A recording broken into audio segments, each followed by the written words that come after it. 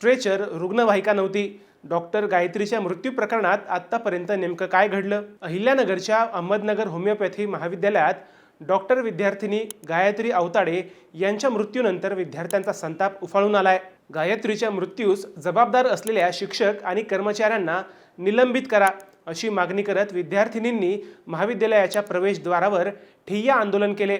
विद्यार्थ्यांचा आरोप आहे की गायत्रीला आपत्कालीन परिस्थितीत तातडीची वैद्यकीय मदत मिळाली नाही, स्ट्रेचर उपलब्ध नव्हते, रुग्णवाहिकाही मिळाली नाही आणि शिक्षकांकडून वेळेवर मदत करण्यात आली नाही। विशेष म्हणजे मृत्यूनंतर महाविद्यालयाकडून श्रद्धांजलीही वाहण्यात आली नसल्याचा आरोप विद्यार्थ्यांनी केला। पोलीस निरीक्षक बालाजी वैद्य यांनी घटनास्थळी पोहोचून विद्यार्थ्यांशी संवाद साधला। यावेळी विद्यार्थ्यांनी शिक्षकांना थेट सवाल करत संताप व्यक्त केला।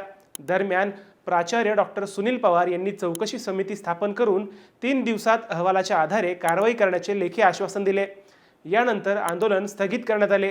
आता 3 दिवसात नेमकं काय समोर येणार आणि दोषींवर कारवाई होणार का हे पाहावे लागेल।